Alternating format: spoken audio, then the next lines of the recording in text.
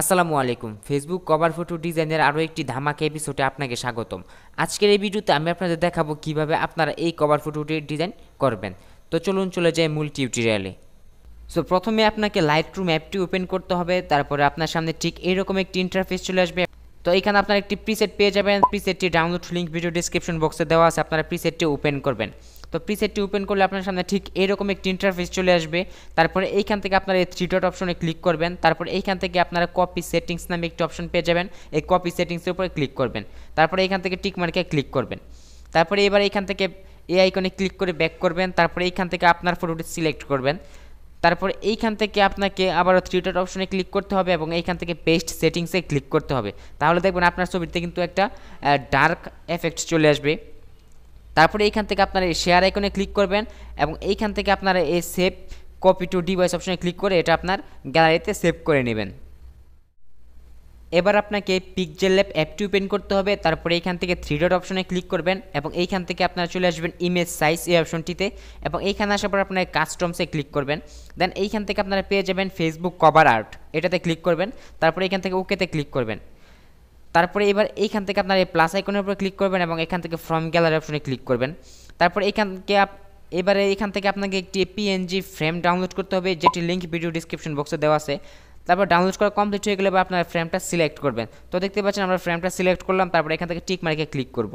দেন এইখান থেকে আমরা এবার এই আইকনে ক্লিক করব। তারপর এইখান থেকে আমরা চলে আসবো রিলেটিভ সাইজ অপশনে এবং এইখানে আসার পর আমরা এটাকে 100% করে নেব।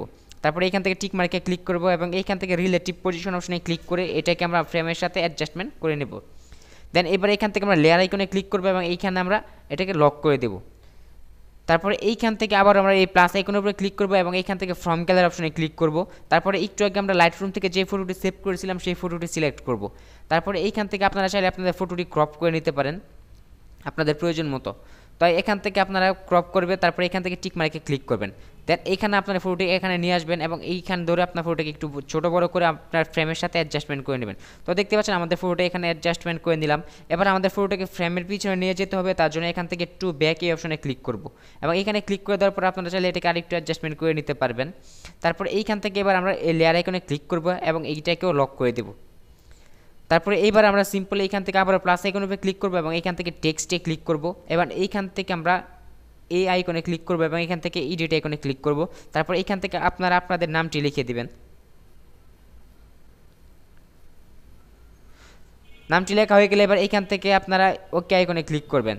দেন এইখান থেকে এবার আপনারা চলে আসবেন ফন্ট এই অপশনটাতে এবং এইখানে আসার পর আপনারা আপনাদের মনের মতো যে কোনো ফন্ট আপনারা চাইলে গুগল থেকে ডাউনলোড করে নিতে পারেন। তো আমরা এইখান থেকে একটা ফন্ট ইউজ করব। তো আমরা এইখান থেকে এই ফন্টটাকে সিলেক্ট করলাম। তারপরে এখান থেকে ওকেতে ক্লিক করব। তারপরে আমরা এটাকে একটু অ্যাডজাস্টমেন্ট করে ছোটো বড়ো করে অ্যাডজাস্টমেন্ট করে নেব। তো আমরা একটু ছোটো করে দিলাম। দেন এটাকে আমরা এইখানে রেখে দিলাম।